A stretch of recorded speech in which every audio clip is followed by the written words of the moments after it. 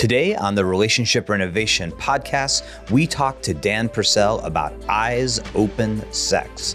If that sounds enticing, stay tuned.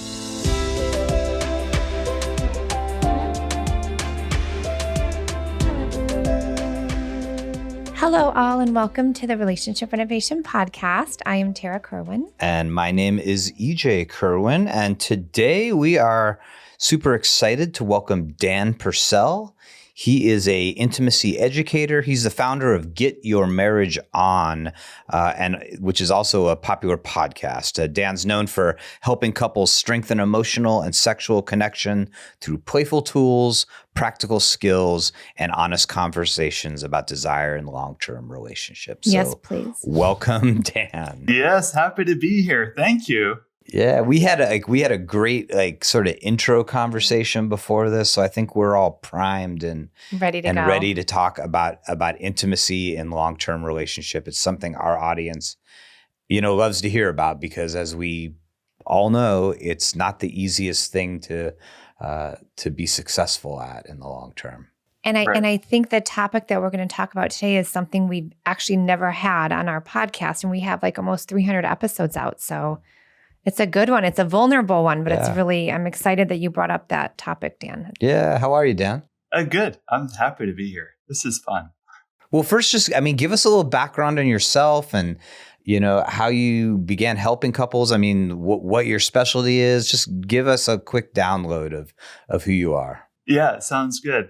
To keep it short and brief, I am probably the last person on the planet I thought I would be here on this episode with you today. I come from a very good background. Parents are great. Family's great. I married well. But when it came to sex and intimacy, it just wasn't something talked about a lot in our homes. And I unknowingly inherited a lot of anxiety about sex into our marriage. So fast forward 13 years, one day I had a conversation with a friend, and he opened up to me about his sex life with his wife. And I guess the best emotion to describe it is morbid curiosity. It's like, ew, gross. Wait, tell me more. And my friend wasn't bragging, but he was telling me that once he and his wife really figured out sexual intimacy in their marriage, their bond became closer, they're communicating better, they're raising their kids together better, he's making more money at his job, health is better, everything in life is improved because their sexual relationship got better. But I really didn't know what to think because that was so against my beliefs. I thought sex is okay, but you're not supposed to love it or like it because that's Las Vegas billboard type stuff. Right. You don't want to cross the line and go somewhere you don't want to. Yet my friend and his wife, very adventurous. They buy the books, they listen to the podcast, they really invest, they buy toys and stuff like that. And I really struggled with that.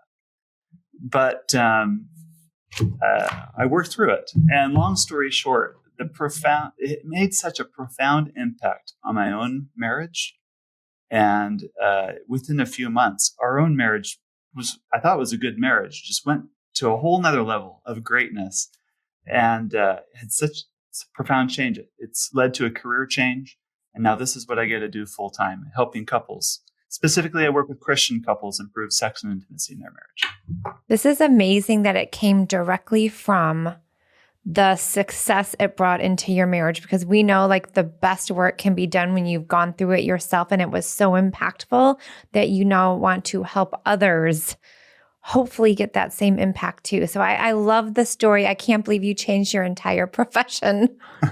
But that morbid curiosity, that is just huge. And so we can't wait to pick your brain today. I just listened to a podcast the other day talking about all of these studies around couples that have frequent good sex, how lower heart disease, they tend to live 6 to 8 years longer. It's not something that I think people were thinking about, 10, 20 years ago, that actually there's seriously positive impact to having a healthy sexual relationship with your partner. Our Relationship Renovation at-home manual for couples is now available on Amazon for $24.99. check it out. It's going to be so helpful. It's going to be giving you all of the skills and tools we talk about on our podcast. So please go check it out. Your relationship is so worth this. And I want to ask one question, because I know like in our own practice, we have dealt with like a lot of maybe religious shame around sexuality. Like, what made you choose to like focus with Christian couples, and what did you notice about that population? Well, I'm a Christian myself, and there is some, for me personally, the more I dug into my actual theology, this is just my testimony, if you will, is our theology is a very sex positive theology. But our culture, our Christian culture, isn't necessarily a sex positive culture. So just because the culture is one way doesn't mean the theology is that way too. But that took me a long time to separate that in my mind. It's because culture is important, but the culture in and of itself doesn't mean that's the theology as well. But another view for me that's helped me recently is more of a developmental view, is as we grow and progress psychologically and develop, there are certain principles and things that make sense at a lower level of development. But now at a higher level of development, you can handle more complexity. You view things a little bit differently then. And I can give you lots of examples of that. But that's, and I think good religion helps people across all areas of the entire lifespan of development. But when you're in a culture that tends to reinforce a lower level of developmental thinking, it's hard for you to, it takes a different mindset to push through to a different level of development and still view things from the same lens. It can't view it from the same lens that you used to at a lower level of development, but it's part of our spiritual development too. Oh, I love that. Yeah, I think like that's an offshoot of that we sort of talk about with couples at the beginning of our intimacy series, is that sex is like the thing that we pretty much all do, or want to in committed relationships, but yet we have got the least amount of information, understanding, comfort in talking about of anything. That most of us were brought up being told on some level, don't do it. It's dangerous, especially if you're like our age, when in the 80s, when AIDS was really like prominent, and don't do it. It's dangerous. It's bad. And if you are doing it, there's you're breaking, you're sinning. But once you're married, it's beautiful and wonderful, and theoretically you should just have a great sex life, but like no guidebook whatsoever. Yeah, there's no higher level thinking there. No. It's like, what do I do? So when you kind of go to that higher level of thinking, or when you're coaching your couples to go to that higher level of thinking, like, what do you notice shifts? Like, what do you see as like the big shift that happens? Great question. So again, I don't believe in pathologizing people, but I do think for a lot of couples that I work with, the struggles that they have sexually, they came by them honestly.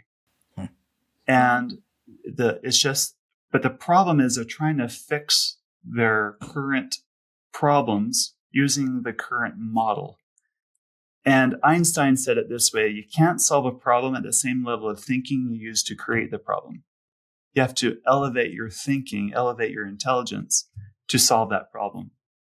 Buckminster Fuller said something else. I'm going to slaughter his quote, but it's like, instead of trying to fix a system at its current level, you have to create a new model that makes the old model obsolete. And that's how you fix systems. So when I work with a couple, I look at them as a system.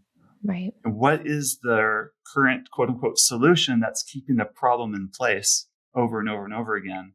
And we have to like apply a different model that they aren't thinking about that helps them solve the problem on their own. Can I give you a good one that like a lot of our listeners reach out to and like, what do you do when sex becomes routine and it like happens at night? And like usually if it's a heterosexual couple, like the female's exhausted and it's like, just had a couple yesterday. She's like, it's by the time it's 11:30, kids are down. He's like, let's go. She's like, what? There's no way. But there's, right, because they have a 2-year-old now, there's no new novelty or anything. So like, how would you help a couple? I'm sure, have you had that scenario? Oh yeah, of course. Oh, yeah. Absolutely. Give us a little example of like, what might you say to help that couple? Well, if you Google online the advice, it would be like, negotiate, compromise, find somewhere to meet, schedule the sex. Like, I think those all could help. But if you're still at the current level, you're still at that system that you're operating within, you might see a little bit of success for a short term, but it's not going to make a big impact. So in that scenario, it would depend on the couple and a lot more. But let's just take my own experience. I have 6 children. I know what it's like to be like in the mood when my wife is exhausted after a long day. Well, first thing is, what do I do that interferes with my wife's ability to say yes? And sometimes it's my overeagerness gets in the way of her saying yes. So that's hard. Second is viewing sex as like an on-off switch. Like we either did it or we didn't, rather than viewing it more like a dimmer switch where there's all like different levels of sexual intimacy in it. Yeah. The other thing too is learning how to see the whole person as a whole person, rather than what they do for you or can get what they do for you and how they reinforce you. And what I mean by that is, like, I remember one time I wanted to have sex. My wife didn't because it was late. It was tired. And it was one of my better moments. And I said, Emily, what sounds pleasurable for you tonight? Instead of, can we have sex? Oh yeah, and that's great. That was a good question, because I really wanted to give her pleasure. I wanted her to help her relax. I wanted to know, my heart was really invested in her. And if sex happened, I would be thrilled. But right. I could also be okay enough that if it didn't happen, it's still okay, because I really cared about her. And I guess she could feel that caring energy, like that I cared about her, not about the sex that she provides. And she's like, you know what? I'm not open for sex, but I could probably cuddle naked for a little bit. So we cuddled naked. And then desire showed up. And it ended up being great. So that's like, the responsive desire pattern alive in our relationship in that moment. But it's not because that was like the goal. The goal was, can we invest together? And it had a happy ending in this scenario. But even if it didn't end that way, it would still be a success because I was solid in my approach. It wasn't about. I think you nail something there, and it's something I relate to, and it's actually like comes out of not really a conversation that Tarah and I had last night about sex, but about just being attuned to one another. And I think that oftentimes Tarah feels that it's just that I want to meet my need, not that I want to connect. And it seems very selfish. And I think that is what a lot of couples, especially in that sort of higher, lower, desire dynamic, is that the other person doesn't think you want to connect with them, or you want to love them, or you want to have this shared loving experience. They just think you want something from them. And that's not, one, it's not sexy. And it's also like Tarah feels that like, everybody wants something from her. The dogs want her to feed them. The kids want everything from her. Like I want, employees want, and I just become another person that just wants something.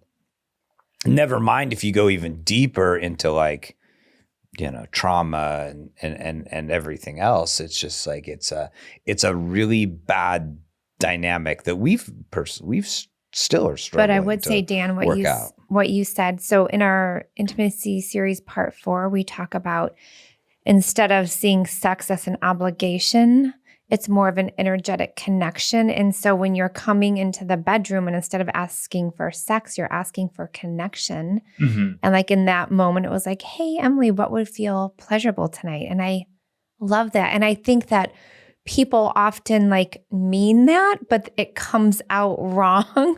Mm-hmm. And so then it just reinforces that pattern of like sex is an obligation. I mean, I have couples who like they'll have sex like on a Sunday. They're like, oh my God, I have a whole week where we have to do it again. So my anxiety's down. And I'm like, oh, we're going to talk about that because we don't want our couples to view sex as this chore, this obligation. It is a chance for connecting in the most deeply vulnerable way, which is actually the topic that we haven't even got to today, is eyes open during sex. I mean, you did a great job there of like, let's create a transition into being a little more specific because I think people like that. And the concept that you thought would be great to talk about is eyes open sex. Is that it?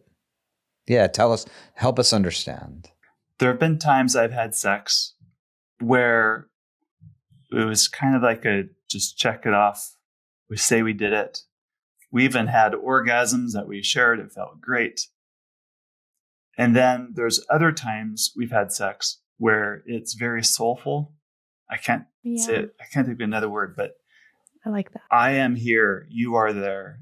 And the barrier between us is like diminishing. And I see you and you see me. We're together in this. And to contrast those experiences, orgasm may not happen in the second one, but it's not about orgasm exchange. It's really about like being really present with each other and being in it. So to me, the concept of eyes open sex is this. I think a lot of couples would really struggle to have sex with their eyes open. And I see that literally, right? Like that means they're seeing me, seeing my body. Gravity is doing its thing. Cellulite is doing its thing. Like, can you just turn off the lights? Can we just do this? And we only do this one position because it shows my good side. Like there's that aspect of it. But I think it's a little bit deeper in that I really want you to see me. I really want to see you. I really want to be with who you are. I want to expose myself, not just my body, but my mind and my spirit, and be with this person. So sex, I believe, is inherently anxiety inducing because you're naked and your bodies are pressed against each other. So your brain's going to go, high alert. It just is. And the way we handle anxiety differs depending on your level of development. So because it's an anxious activity, I think it's normal for couples to just want to get through the act. This is where you hear of couples saying, we have sex, but there's not a lot of foreplay. And it's not because one of them, it's not because both don't want to do foreplay. One person in the marriage wants to do a lot of foreplay, but the other's like, no, let's hurry on. Let's skip to penetration and let's get it over with. Partially because it feels very exposing to be in the foreplay setting because there's a little more heart exchange, a little more soul exchange. And that's a anxious place to be in because you're being seen. So your ability to tolerate the anxiety of closeness is a direct relation to your ability to be close to someone in that sexual act. The ability to tolerate closeness with someone. That's probably one of the first things you might ask one of your clients, right? Like, what is your ability to tolerate closeness? Because for a lot of us, we learn to just protect ourselves from the other person, especially, right? We do couples counseling. So it's like by the time they get to us, it's like, I don't even want to look at you. Don't even sit near me. They're like sitting at the opposite ends of the couch. So I've got to guess then one of the first things you might do is get at an individual level, a comfort level, or tools to regulate anxiety for that closeness. I'm guessing. I'm just guessing. Exactly. That's exactly it. And one is an eye gazing exercise. You talked about this a little bit before, and I want to hear that story if you're willing to share again. But yeah, we actually I think we did a podcast on this. I can't remember. It was years ago, but in 2022, we went to Dr. Stan Tatkin's couples retreat. And right, they call him the mad scientist of couples because he's just amazing. And he's done all this research. And we had to sit there for like 12 hours a day. There was 12 other couples. And we didn't have to look at him. He's like, don't look at me. I don't want you to look at me. You're not here for me, even though we thought we were. He's like, you're going to be looking at each other. And I was like, what? Like for that long?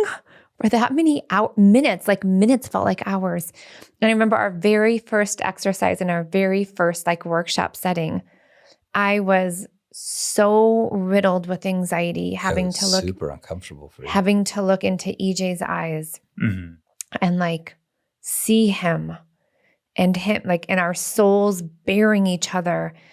But it's so interesting. Oh, go ahead. Well, no, and I was like, God, and I'm someone that's like been doing couples counseling for 20 years, and I feel like I was comfortable in my skin, but never, right? We were presented with this having to do eye contact, right? And so when do we ever force eye contact with each other? We don't. Like, we get our stuff done during the day, we talk, we do our couples therapy, we raise our kids, But isn't it interesting? Like, eye contact is like so important to you when we're in conflict. Like if I switch my eyes away from you at all, it like drives you crazy. Yeah. But yet in intimate moment of like us trying to connect, you're not comfortable with that. But that's when so Dan, and I'm sure like this comes up for you with your coaching clients, but like that's when I realized how much I'm a victim of childhood sexual abuse. How much that played into our intimate role. So I'm glad I got to learn that because it's really scary. And I would go into fight, or just almost or dissociation or whatever to dissociate get through it. Absolutely. And so it was really good that EJ and I can develop that safety through eye contact because he's probably the first person in my whole life, I'm 49, that I've actually had eyes open during intimacy. Mm-hmm. Yeah. So yeah, that was my story. And so I can't even imagine, like, I have couples look at each other in session and that's hard for them, let alone in the bedroom. But like, what are the things people report when you first start kind of giving them this exercise? Well, some of them have a really hard time with it. It's because it's uncomfortable. And it's kind of interesting. Like, as a young adult, I lived in Japan. And you'd ride the trains, subways, buses, and it's like packed with people. You're body to body in rush hour. But the moment you like make eye contact with the person next to you, it gets instantly uncomfortable. Like you can be body to body with someone, but I don't know. Is it the eyes are the window to the soul, as Shakespeare said? Like, There's something about bringing soul to soul in that is hard. Now, there are other exercises. If eye gazing is hard for you, there's other ones. These are more taken from the tantric tradition, but one is called hugging. Hugging till relaxed, developed by Dr. David Schnarch. He kind of came up with Dr. Schnarch, The Passionate Marriage. Yeah. And it was so fun. I read that book, and we're on our way to a family reunion, and it's just observing how people hug and just the immense amount of information that is being passed in a hug. Like you see that one aunt that everyone like kind of, she's the very huggy one. And people are like, like kind of protect their body as she comes close by. And then you have the other one that's like just fist bumping, like, just kind of keeping their distance. Oh yeah, it's just a very short, like, right? And then there's the embrace, like someone that I'm just so happy. This is like the grandma, the matriarch of the family. She's like, just so happy you're here. I just like, there's so much information conveyed in a hug. So couples can hug and just hug as a meta exercise, as a microcosm of the dynamic of their relationship, because how you hug and what goes on in the hug, what information is transferred in the hug is very telling of how you two handle the intimacy of closeness in your relationship. I like that. I love that. So if you're a couple that is feeling disconnected, you've kind of fallen off track, but you're not ready to give up. You know you still love your person. You just don't know how to get back that connection. Don't worry, we've got you. We are launching a private coaching program, and we're going to take on only 8 couples. We're going to meet the 2 of us with you privately, and we're going to do that over a period of time. We're going to work you through the relationship renovation workbook, which is an amazing tool. And then there's a few other ways in which we're going to support you that I think are going to be just fantastic. So get ready for the We transformation. We can handle this. We can communicate clearly and with compassion, even during difficult times, yes. And we can feel more deeply, intimately connected. So if that's something that you're interested in, all you got to do is send us an email, coaching@relationshiprenovation.com. We'll schedule a 30-minute discovery call with you. That'll be completely complimentary. We're going to hear about what's going on for you guys, and we're going to tell you about this super exciting program that we're launching. We really cannot wait to begin this journey with you. I think we've somebody else was talking about how like holding on to the hug and waiting to that moment for each of you that you finally relax. Yeah. You know, that if you just hug, there's this sort of like silent waiting to get away instead of waiting to finally come together. I know our hugs in the kitchen a lot of the time are like that, where it's like, so in the morning when the kids are trying to get to school, come on, honey. It feels like it feels like not even a hug sometimes. The drive-by hug. Yeah, it feels like the drive-by hug where it's just like, it's cursory. And the moments where we actually spend a moment and actually like wait, it's like 10 seconds, 12 seconds. And then all of a sudden it's like, oh, and then it feels like home and it feels safe and it feels like truly connecting. Yeah. But I mean, I think that's like the other thing is like when we have that, whether it's a hug or a peck or even the type of sex where it is that rush, get through it, it starts to get really like unsatisfying. Yeah. And you almost then start avoiding it. Like I would say, like you start avoiding that hug because you're like, well, it's ultimately not going to be satisfying. It's not going to feel like connection. It could actually create a pursuer-distancer relationship because one probably will avoid and the other will probably like, wait, that hug wasn't enough. It's not fulfilling. Yeah. and I could see how it would be also really confusing and disruptive in like, okay, can I share a little bit? Is it personal? Is this okay? I think so. Okay. Like where I might, where my sort of like frustration with the hug and not feeling really connected, and maybe Tarah's feeling of the same thing in like sex and intimacy, where it's like in different areas, each person is slightly not satisfied with the experience, but they're linked too, right? Like the hug to the sex is important, or the kind speech or whatever. And like people start getting misaligned because there's these areas where one person is like, oh, I'm okay with this. Well, this is the part where actually I don't like it. You know, where it gets like really confusing in this overarching like arch of intimacy that we're not talking about in specific. Does that make sense? Makes perfect sense. Yeah. And that takes such like intentionality and something like what you're talking about, this eyes open sex, or you talked about it earlier. It's bigger than just sex. Is like, how do we create this like eyes open, really seeing and being connected across the spectrum of our intimate connection? So that we can have that higher level. So we can have it all. Yeah. Oh, yes. Don't we want it? I mean, I think that's part of it is like, we want it all. Like, I want to hug you. I want to have that other more deeply intimate side. I want to be able to talk to you in a way where you feel safe and loved, you know, and they're all intermingled together and they gum each other up.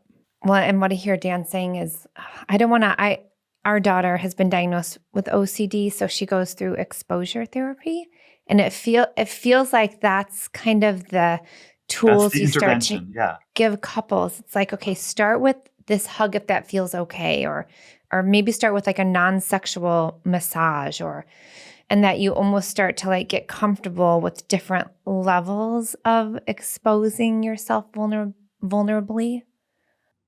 Well, it's because you learn how to self-regulate better. So if I'm in a hug and I feel my anxiety starting to build, if I can learn how to just regulate myself better without disconnecting, right? You have to stay in it. You have to stay emotionally in it. But learn, and how can you help a couple have a healthy sex life if you skip over the hug? Yeah. If you skip over the eye contact, if you skip over the communication that's kind and loving and supportive and attuned. Well, you know what's interesting, Dan? Like I'm just putting this together. Like we have, right? Our couples go through this relationship renovation model. It's like 4 to 6 months. And you see a ton of dropout at the intimacy series. Because like we were like, we got to build emotional safety. We have to make sure we have healthy communication skills. We're understanding all of this. And it's like they learn all these things and then they get to the intimacy series piece of it. It's probably like 3 months in. And I think like, oh my gosh, I think it gets to that point where like, oh my gosh, now we have to really, like we've been able to do like the communication stuff. Cool. And then it gets into like the really vulnerable and it's like not a lot, but a third. And it's like, how do we help couples stay in that so that they can have that freaking deep intimacy that we all deserve and that freedom of expression and playfulness and desire and eroticism, like you name it. Right. It's just like, I think there's such a fear behind it. So I love that you're helping couples that have those types of fears be in it in a different way. Yeah. And like just talking to you, I can feel how safe you are for people because I feel very safe with you. And I think that's really important too. Like you have your own experience through it, which I can relate now. And you're not preaching from the mountaintop like, this is what it should be like. It sounds like you're and that you're very supportive of like the individual differences for the sake of the couple as well. Right. I have one more thought on this. That I think will help. That's helped me. It might help listeners too. You said it earlier, and I agree 100%. We want to have sexual experiences where we feel really connected with each other. And that being said, sex can be very connecting. So because we want to connect with our spouse, we should have sex. It's a very logical step, right? Let's have sex so that we feel connected. The issue that I see couples have is they're having a lot of sex, but the connection's still not there. And it's because when you approach sex to extract connection out of the sex, it doesn't really work that way. Yeah. We need you're putting the cart before the horse. Whereas if you learn how to connect first and then move in to let the sex organically flow from there while maintaining that connection, I think that's when sex is the most connecting. Well, I think that's what's so hard about the whole like looping it into modern married life. Right. Is like when we basically have just like parallel function throughout the day. Right. And we just kind of like we were, we had that drive-by hug this morning, and then we just kind of got everything that needed to get done. And then suddenly it's 11 p.m. and it's the only time where you actually have the like physical space to have sex, but you haven't been connected all day. And I think that's something that like Tarah and I have talked tons about, where she's just like, we need to go out and we need to cultivate this space because it's too disjunctured, and just because I have more, basically testosterone flowing through my system, that it just makes it easier to flip the switch. It's not fair, and it's certainly not effective to think that that's going to be the space where it happens. Well, and I have to say this because I'm sure you hear this. Like EJ's like, well, I just feel more connected to you after sex. And I'm like, well, good for you, because I don't. Like, that is not my experience. My experience is that like it's the same. And so, right, just I hope that was okay. No, it's okay. I mean, I love that you feel more connected after sex, but that's not my experience, because exactly that, like, right? I think a lot of people think like, if we have that, then I'll feel more connected. Well, this is where we get into that, and we talked about this in our series a lot. This is where we get into that whole discrepancy and sort of like transactional thing, where you hear that from a lot of men. A lot of men say, I feel more connected when we have sex. Mm-hmm. And then you hear a lot of women say, I feel connected through emotional safety and non-sexual affection. And so then it becomes about like, well, okay, well, like who pours into the other person's bucket first, and it's like, and then guys get really like, okay, well, how much? Like, okay, so how many days or weeks or months, do I need to do so that quota? I feel, and I mean, and the hard thing is that it's for both people. Is the one person, Tarah's like, I can't get to that place to express that type of affection towards you unless this is poured into my bucket. And I think it's just as legitimate on the other side of it, the higher desire partner who's like, well, I have a hard time expressing that non-sexual affection and being emotionally present if we're not having sex. And so it becomes this really horrible tug of war, So help us there a little bit. Yeah. Like, how do you conceptualize that? Untangle that knot. So first is, let's not discount the gift of being the higher desire spouse. Like you mentioned, you have more testosterone. I do too. But let's see it for the gift it can bring to a marriage. There is so much powerful goodness that can come from great sex and sexual investment. Mm-hmm. Because you want to have sex with someone, just like a kiss or a hug or eye gazing, sex in and of itself is a very powerful language. It can convey so much, and you can bring a lot of goodness to another person, like to your wife, through your healthy sexuality. So it's good that you want to have sex. Second is, it's I think for a lot of people, sex is a very validating experience, especially for the higher desire spouse. It's like, she, if we're using, stereotypes here, she said yes, and we had sex and it felt really good. Yeah. I feel loved. I feel seen. It's a very validating thing. So when some people say, I find sex very connecting, even though she feels very disconnected in the experience, I think what a more truthful way of saying it is, I feel very validated in the experience. I like the validation that sex gives. But if you're still two ships passing the night, one says, I felt very connected afterwards, and the other didn't. I don't think, for most of the cases, I think they're really chasing a validation frame, not so much did we really connect soul to soul frame? Because you can tell when someone's not really in it for you, or when someone's really not with you in any moment.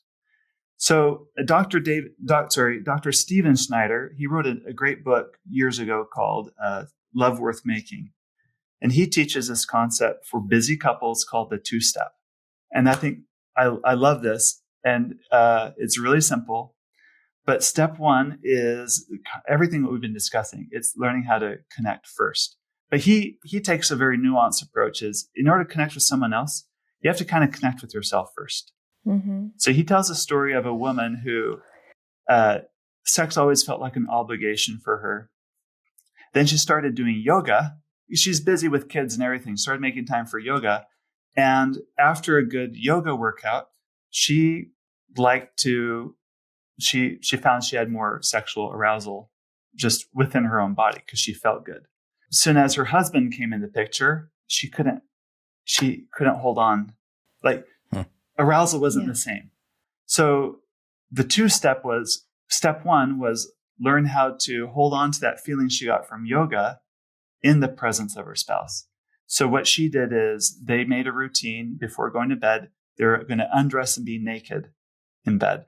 And it doesn't mean they have to have sex, but they're going to talk about their day. They're going to eye gaze. They're going to touch. They're going to talk. They're going to be a couple and be naked in it. And just that, it brought her back to how she felt after yoga, just really connected with herself and connected with the spouse. And then after weeks of that, she's like, Dr. Snyder, step 1's going great. What's step 2? He's like, well, have sex. But hold on to that feeling into the, so she did, but she kind of struggled to hold on to the connection in sex right off. And it's like, what, I failed. What do I do next? We'll go back to step 1. It's like, oh, I could do that. So I think couples, if they create routines or ways for them to just be together, be ideally without clothing, but a way to just kind of settle, then I think the connectedness of sex, you hold on to that feeling, it'll just organically follow into a very eyes open, very emotionally connecting sexual experience organically from that. And it seems like the big key component there, it's something that we talked to couples about. It's something we definitely have worked on between the two of us, is the lack of expectation. That when there's expectation mixed in there, like why would the low desire partner ever want to enter into that vulnerable place of taking their clothes off? If they think like, well, the expectation is once I do this, I'm having to do something that I don't want to do. You know, and that's a big one too, because it's hard. What's the difference between, like you said it earlier when you were talking about an incident between you and your wife, of what's the difference for, you said like, I was okay if we didn't, I would have been delighted if we did. And I think that's hard for the other partner to read the difference between an expectation and a like, but if it did, I'd be okay with that. Like, I don't think that's easy for you to discern the difference between it, right? Probably. Yeah. Look at Dan's thinking. I think when you're married for a long time, your spouse can, generally speaking, map you better than you can map yourself. They can map, I use the word map, but like they can track your motivations far more clearly than you can map yourself. Because our brains like to, like my brain, of course, I'm only in it for the most purest, best motive ever. But that's my self-deception at play. I think our spouse can really tell. So sometimes you really got to lean in. Like, I think what made that time different is my wife could feel the difference. Yeah. That it felt true. That it was really about an investment in her. Not about what would feel pleasurable to you.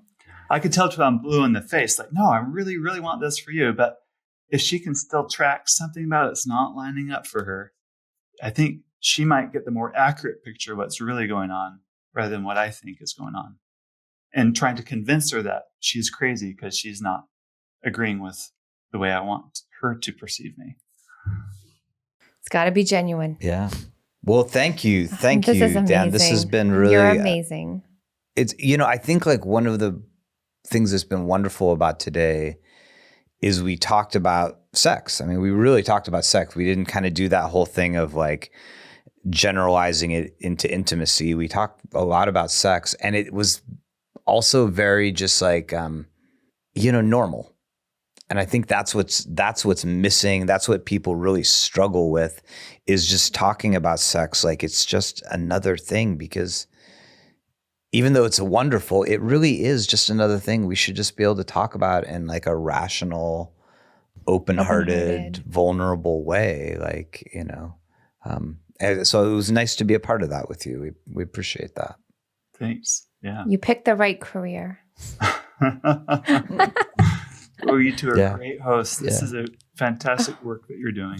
Thank you. Well, please tell our audience, because if there's somebody who's listening and is like, I just really connect with Dan. I really love what he's saying, love how he's saying it. You know, how can they get a hold of you, and what are the types of things that you're offering? Well, I have a gift for your listeners. So if you go to getyourmarriageon.com/renovation, it's for the Relationship Renovation Podcast. I will email you a bunch of like awesome stuff. I have 101 creative ways to initiate sex guide I'll send you. I have another 101 creative ways to make sex fun and exciting. Just like really fun ways to like break up your routine.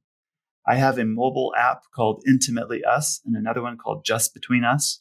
They're really intended for couples to improve sexual intimacy when they're together and then when they're apart. And I have a jumpstart guide for anyone that's like, hey, I want to know a little more about kind of these topics we talked about. Like I have all of that. So getyourmarriageon.com/renovation. Okay. And you can drop down in the show notes. Yeah. I'll make sure it's there, and you can just click that when you hear or watch this. And thank you for that, Dan. And then sorry. Okay. I just totally took over yours. Sorry. No. Go ahead. No, so I'll just make sure that's in the show notes. And yeah, Dan, thank you so much. This has just been a real pleasure speaking with you.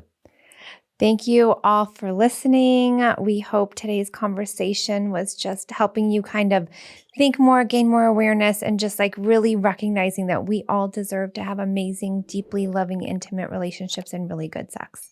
Yes. So as always, take care of yourself, take care of each other. Bye-bye. We just want to tell you all about something that we offer, which is the Relationship Renovation at Home program.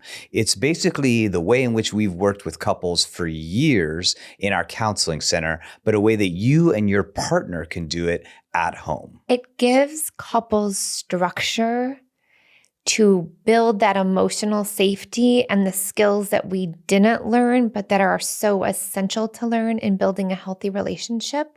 Yeah, there's lessons, there are videos. It's a real structured way for you and your partner to reconnect. So just go to our website. There's a tab on top, online programs, and you can download a free sample. You can check it out. We know it's made a significant difference in hundreds of couples' relationships. So please go check that out.